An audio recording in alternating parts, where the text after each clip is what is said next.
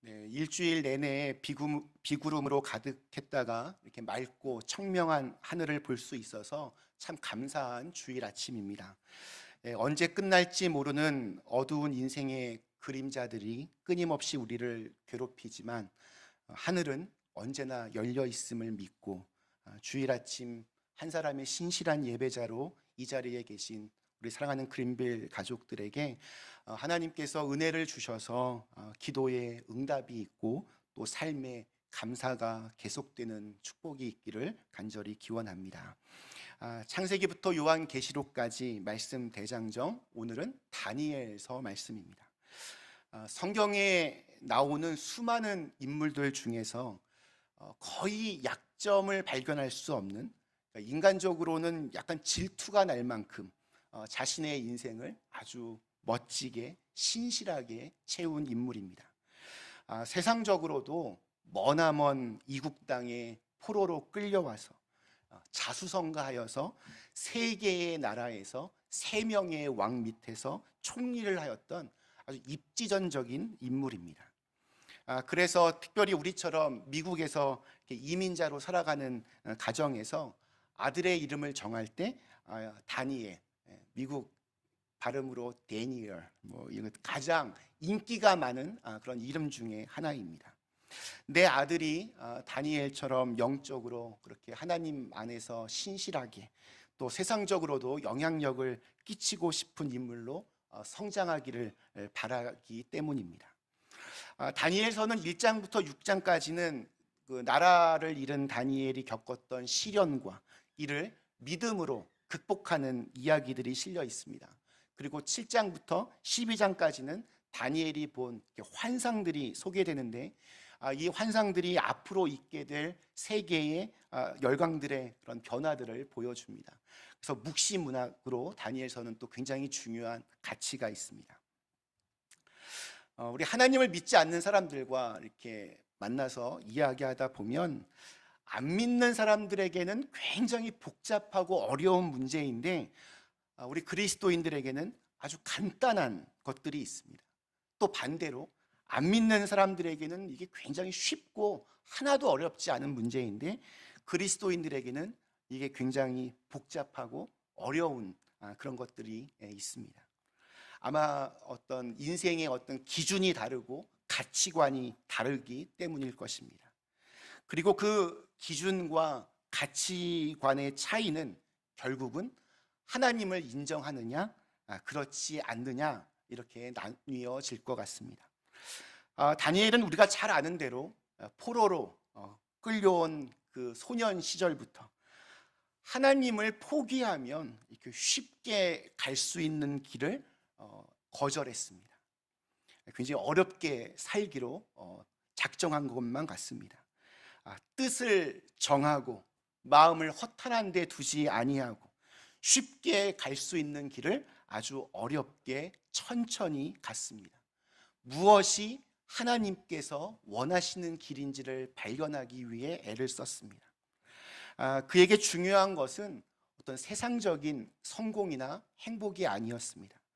하나님 앞에서 하나님이 지금 내게 맡겨주신 일들을 신실한 마음으로 잘 해나가는 것이 중요했습니다. 이것이 하나님을 모르는 사람들 눈에는 굉장히 이상했고 또 눈에 거슬렸습니다. 모두가 이 땅에서 좀 더 성공해서 떵떵거리며 살고 싶어 하는데 다니엘은 그렇게 하지 않으니 이게 참 이상했습니다. 그런데 놀라운 것은 자신의 성공을 위해서 일하지 않고 하나님이 주신 마음으로 자기의 일을 정말 충성스럽게 해나가는 이 다니엘을 왕들이 좋아했습니다. 한 명도 아니고 세 명의 왕 모두 다니엘을 참 좋아했습니다. 우리 그 작은 가게를 운영하시는 분들이 이구동성으로 하시는 말씀들이 있습니다. 사람들은 많은데 정말로 믿고 맡길 만한 사람은 없다.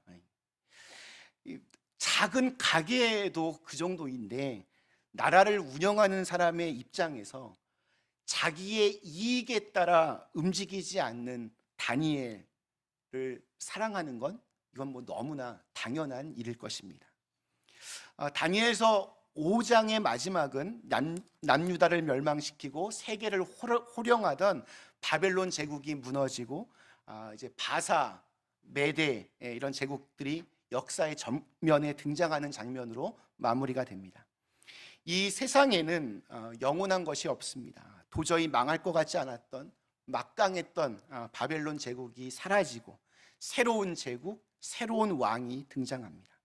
메대와 바사의 연합군이 바벨론을 정복한 후에 정복의 주역이었던 바사 제국, 훗날 페르시아가 되는 그 제국의 고레스 왕은 전체 그 나라의 통치자로 나서기 전에 메대의 왕이었던 자신의 외삼촌이었던 다리오를 예우하면서 잠시 동안 그 나라를 통치하게 합니다.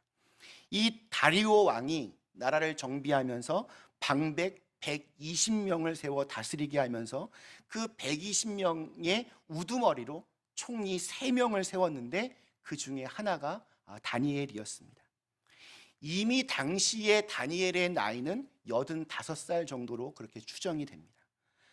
전 왕국의 관리였다가 이제는 이제 그 은퇴를 하고 지내던 사람을 새로운 제국의 총리로 세운다는 것은 아주 이례적인 일입니다. 아마 이 다리오 왕이 이 다니엘에 대한 얘기를 많이 들었을 겁니다.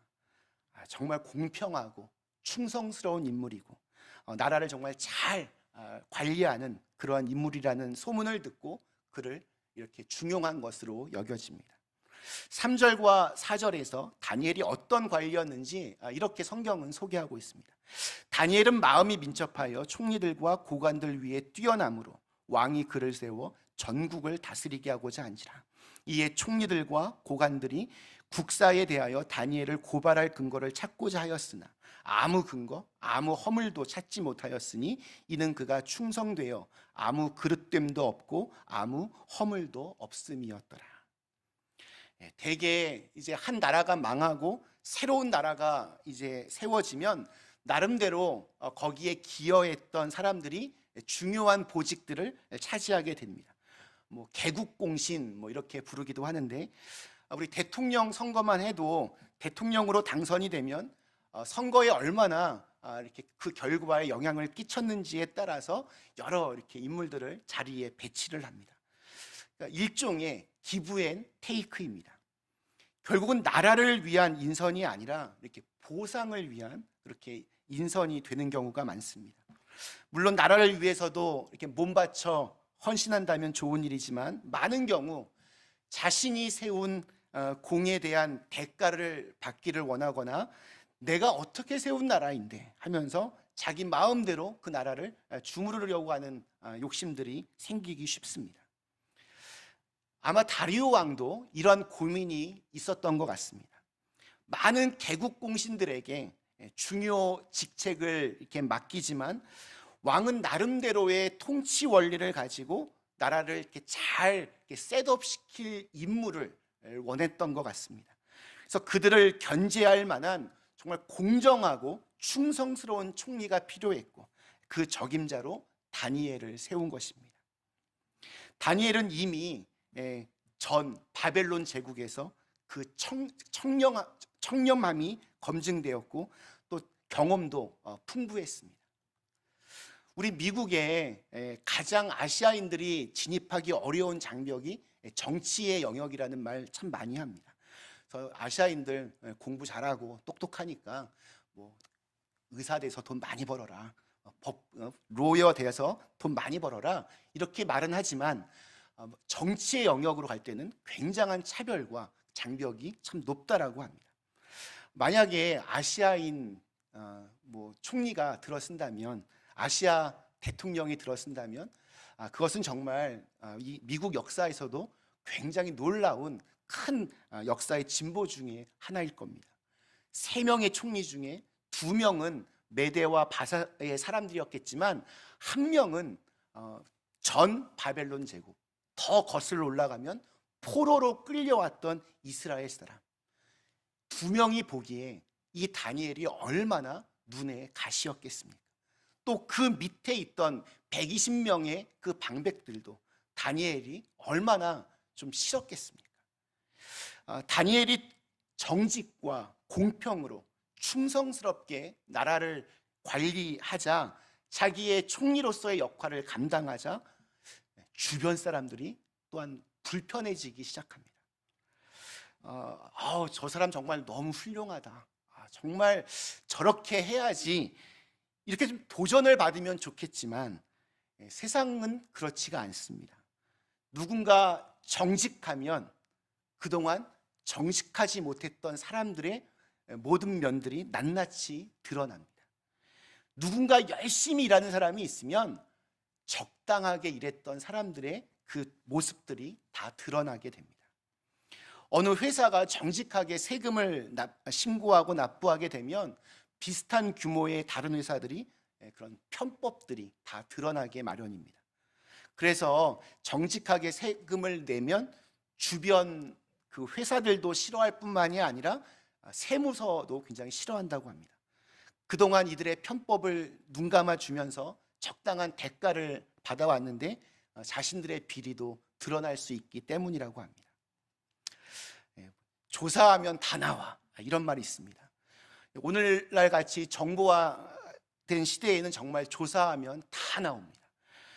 눈의 가시와 같은 이 다니엘을 제거해야만 자기들이 좀 더 많은 권세를 누릴 수 있었기 때문에 이들은 다니엘을 제거하기 위한 구실들을 찾기 시작합니다. 지도자들은 여러 이권들에 다 이렇게 개입이 되어 있기 때문에 많은 경우에 반드시 어느 부분에 문제가 있을 거라고 생각합니다. 털어서 먼지 안 나오는 주머니가 어디 있겠냐? 다니엘의 옷에는 주머니가 없었나 봅니다. 찾으면 찾을수록 그 뒤를 캐면 캘수록 그에게 아무 허물이 없다는 것만 나타났습니다. 다니엘에게 아무 흠도 찾지 못하게 되자 그들은 다른 방법을 찾기 시작합니다. 그들이 내린 결론은 다니엘의 신앙 문제를 건드리는 거였습니다.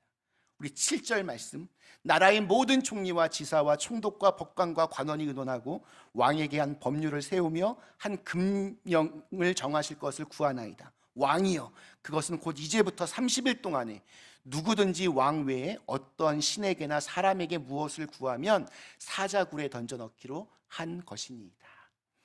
새로운 나라를 세웠으니 이제 왕을 중심으로 나라를 견고하게 세워야 한다면서 30일 동안 왕 외에 다른 신에게나 다른 사람에게 무엇을 구하면 안 된다는 겁니다. 구한다라고 하는 것은 어떤 종교적인 행위를 말합니다.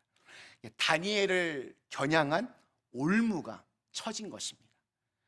이런 조소가 내려질 때 대부분의 사람들은 아무런 갈등이 없습니다. 고민이 없습니다. 그런데 누구만 스트레스를 받겠습니까? 거룩하게 살기를 열망하며 정말 하나님 앞에 신실하게 살기를 결단하는 하나님의 백성들만 스트레스를 받습니다.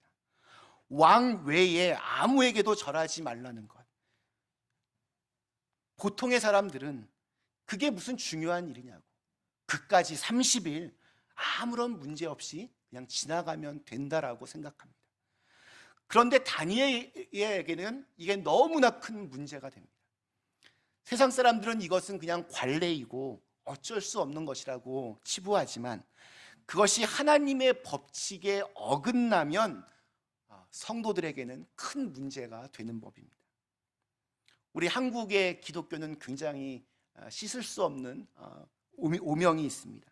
우리 1936년, 37년에 일제시대 때 창씨개명을 하고 신사참배를 하게 했습니다. 대부분의 사람들은 또 대부분의 교회들은 문제를 삼지 않고 그대로 따랐습니다. 이건 그냥 국민의례와 같은 것이라고, 신앙과 무관하니 신사참배 다 해야 된다고 대부분의 교회들이 그렇게 교인들에게 말을 했습니다. 그런데 아주 소수의 사람들만이 이것은 우상 숭배이며 끝까지 반대를 하고 또 거기에 절하지 않고 옥에 갇혀서 순교를 당했습니다. 다니엘 분명히 이 문제를 놓고 굉장히 마음속에 고민이 많았을 겁니다.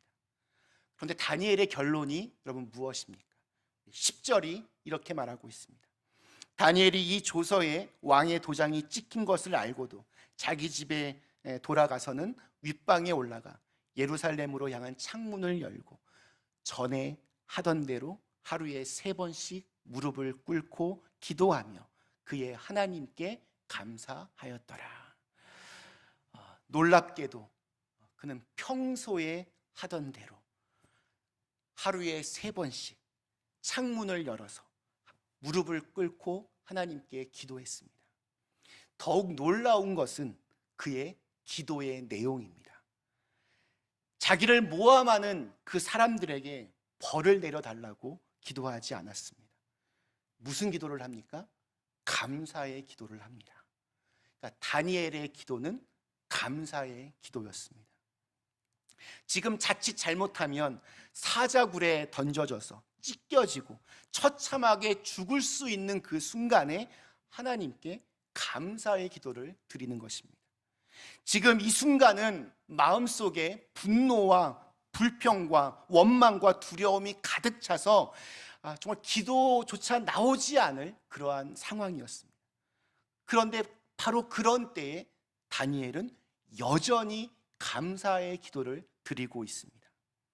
목숨을 잃게 될지도 모르는 그 위기의 상황에서 다니엘이 선택한 언어는 절망이나 분노나 원망이나 불평이 아니라 감사였습니다. 참 놀랍습니다.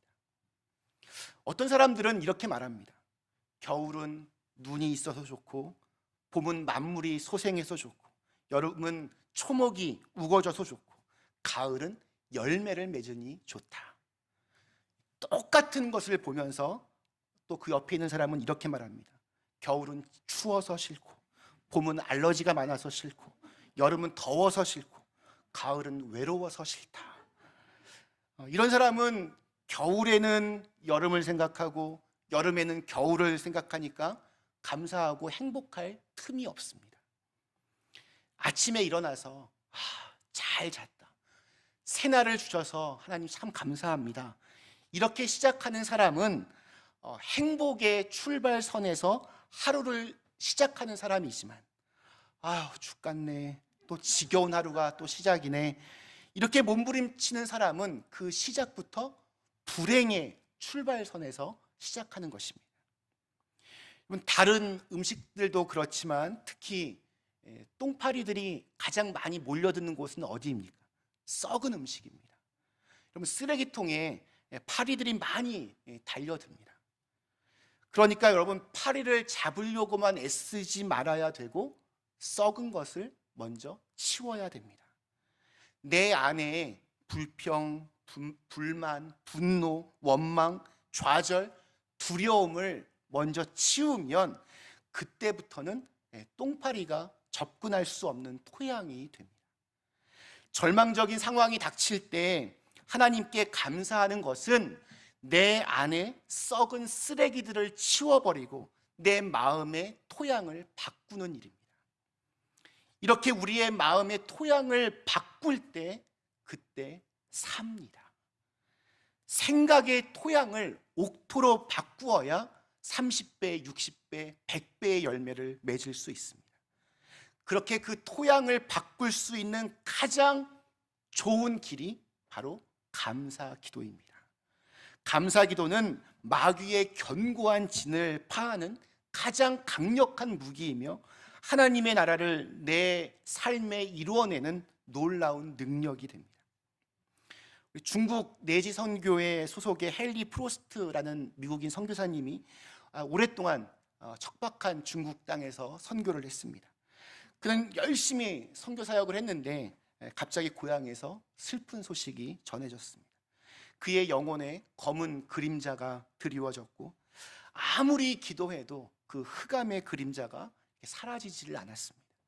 계속해서 마음이 슬프고 좌절되고 우울하고 고통스러웠습니다. 그러다 어느 날 선교 본부에 갔다가 그 본부 벽에 있는 글이 하나 눈에 띄었습니다. 거기에 이렇게 적혀 있었습니다. Try 땡스기빙. 감사를 시도하라. 그때 그는 갑자기 마음이 뜨거워졌습니다. 그러면서 그래, 바로 이거다. 내가 오늘부터 감사를 시도해 보자. 그는 그 시간부터 하나님께 이제 감사의 기도를 드리기 시작합니다. 그러자 흑암은 물러가고 영혼의 빛이 비추기 시작했습니다. 아무리 해도 물러가지 않던 흑암이 하나님께 감사를 드리자 사라졌고 치유가 되었습니다. 살다 보면 너무 기가 막힌 소식이나 절망적인 상황 앞에서 기도도 잘 나오지 않고 마음과 영혼이 점점 어두워지는 악순환이 반복이 됩니다. 영혼의 어두운 밤이 누구에게나 다 찾아옵니다. 하지만 그럴 때일수록 감사를 드리며 나아갈 때 감사에는 인생의 어두움을 물리치고 밝은 빛을 비추어주는 놀라운 능력이 있습니다. 그러므로 정말 기막힌 상황일수록, 절망적인 환경일수록 정말 의지를 가지고 의도적으로 더욱더 감사의 기도를 드리며 나갈 필요가 있습니다. 감사의 기도를 드린다고 하는 것은 하나님께서 지금까지 내 인생 속에서 나와 함께 계셨다는 것을 인정하는 믿음의 기도입니다. 그리고 그 하나님께서 앞으로의 시간도 나와 함께 하시며 내 인생의 모든 먹구름들을 반드시 치워주실 것을 먼저 바라보는 것입니다. 그렇게 평소에 하던 대로 감사의 기도를 드린 다니엘을 보면서 그 대적자들은 옳다구나, 걸려들었다, 자신들이 쳐놓은 올무에 드디어 다니엘이 빠졌다, 쾌재를 불렀습니다. 그것을 왕에게 보고하여서 왕도 어찌하지 못하고 다니엘을 사자굴에 넣도록 명령합니다. 왕은 근심했습니다. 그가 얼마나 충성스럽고 좋은 사람인지 잘 알고 있었기 때문입니다.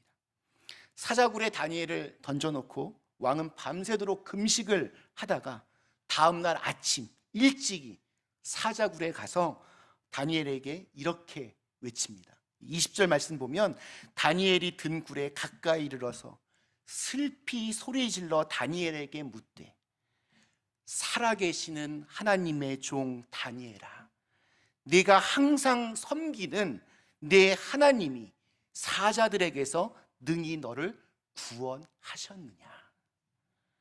다리오 왕도 잘 알았습니다. 왕이 다니엘을 중용할 정도로 충성스러웠던 이유는 그가 섬기는 하나님으로부터 나온다는 것을 알고 있었습니다. 다니엘이 사자굴에서 하나님의 보호하심을 받은 것을 알게 된 다리오는 즉각적으로 이러한 조서를 내립니다. 우리 마지막 부분에는 26절과 27절 말씀을 제가 한번 읽어보겠습니다. 내가 이제 조서를 내리노라. 내 나라 관할 아래에 있는 사람들은 다 다니엘의 하나님 앞에서 떨며 두려워할지니 그는 살아계시는 하나님이시오 영원히 변하지 않으실 이시며 그의 나라는 멸망하지 아니할 것이요 그의 권세는 무궁할 것이며 그는 구원도 하시며 건져내기도 하시며 하늘에서든지 땅에서든지 이적과 기적을 행하시는 이로써 다니엘을 구원하여 사자의 입에서 벗어나게 하셨음이라 하였더라. 이방 나라 하나님을 모르는 다리오 왕의 입을 통해서 하나님의 나라만이 영원한 나라이고 그 권세가 영원하다 고백하고 있습니다. 다니엘이 사자굴에서 구원을 받은 것에 대한 이 다리오 왕의 진술은 다니엘에게 초점이 맞춰진 것이 아니라 다니엘이 믿고 있던 하나님에게로 그 초점이 옮겨졌습니다. 다니엘에게 이렇게 행하시는 하나님께 영광을 돌리고 있습니다. 하나님의 살아계심을 이 다리오 왕의 입을 통해서 전해지게 하였습니다. 말씀 마치겠습니다. 사랑하는 그린비 가족 여러분, 우리 창세기부터 요한계시록까지 말씀 대장정 오늘 다니엘 말씀을 읽었습니다. 다니엘에게는 열린 창이 있었습니다. 다니엘에게는 이것이 세상이 모르는 힘의 원천이었습니다. 예루살렘의 그 성소를 그리워하며 언제나 그 하나님께 기도하며 사는 삶을 살았습니다. 하루에 3번씩 시간을 정해놓고 기도했습니다. 물론 우리가 쉬지 않고 기도하라라고 이렇게 성경에도 되어 있지만 우리가 그렇게 할 수 없으니 여러분, 시간을 정해놓고 기도하실 수 있는 연습과 훈련을 꼭 하셨으면 좋겠습니다.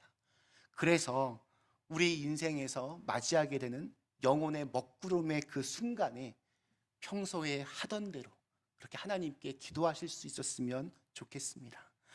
요즘 우리 그린빌 가족들의 삶 속에서 참 힘들어하는 분들 이렇게 많이 있습니다. 아프신 분들도 많이 계시고 그것을 또 지켜보는 분들도 참 힘겨워하고 있습니다. 우리 모두에게 하나님께서 우리 영혼의 마음의 창을 볼 수 있는 믿음의 눈을 열어주시기를 축원합니다. 그 열린 창을 향하여 무릎 꿇고 특별히 감사의 기도를 드릴 때마다 하나님께서 우리 모두의 마음을 더욱더 담대하게 채워주시고 또한 감사와 은혜로 채워주실 수 있기를 주님의 이름으로 간절히 축원합니다. 우리 잠시 함께 기도하시겠습니다.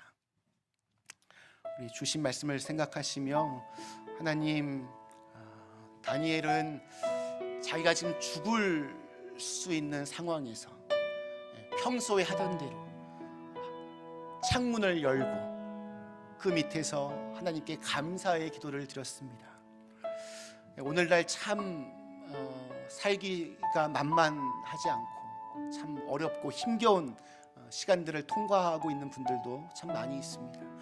이럴 때 우리에게 필요한 것은 우리 영혼의 하나님을 향한 마음의 창입니다. 그 창을 열고 하나님께 기도하며 특별히 지금까지 나와 함께 하셨던 그 하나님에 대한 감사의 기도를 드리면서 감사의 기도를 드릴 때마다 우리 인생의 모든 먹구름들이 물러갈 수 있는 축복이 있게 하시고 우리로 하여금 더욱더 하나님의 사람으로 굳세게 설 수 있는 은혜를 허락하여 주시옵소서. 잠시 함께 결단하며 기도하겠습니다. 기도하시겠습니다. 아버지 하나님, 오늘 다니엘의 말씀 통해서 저희가 다시 한번 정말 말씀 깨닫게 됩니다. 우리의 삶 속에서 참으로 많은 것들 지금까지 베풀어 주셨고 정말 한순간도 하나님의 은혜가 아니면 살 수가 없는 그런 존재들인데 우리는 것들을 잃어버리고 자꾸만 마음속에 먹구름이 가득한 채로 또 마음에 여러 가지 잘못된 쓰레기들로 우리의 마음을 채워갑니다. 아버지 하나님, 우리의 마음이 먼저 주님 앞에 깨끗하게 되어지기를 소망합니다.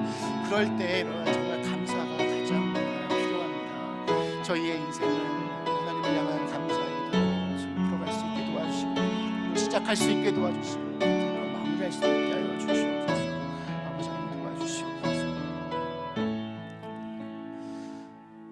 하나님, 작은 창문 아래에서 드리는 놀라운 이 감사의 기도, 다니엘은 그 기도 때문에 그렇게 자기 자신을 잘 지켜나갔고 또 그것이 하나님의 영광을 드높이는 놀라운 일에 쓰임을 받았습니다.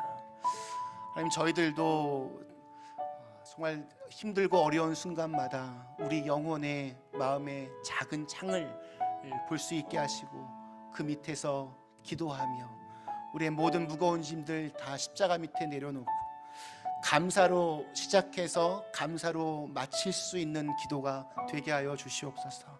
그렇게 내 안에서 그동안 함께 하셨던 하나님을 감사하면서 그 기도가 드려질 때마다 모든 먹구름들 사라지게 하시고 모든 대적자들이 무릎 꿇게 하시고 또 우리의 삶 안에서 주님의 밝은 빛으로 충만해질 수 있도록 은혜와 축복을 더하여 주시옵소서. 예수님의 이름으로 간절히 기도드리옵나이다. 아멘. 감사합니다. 주신 말씀을 생각하며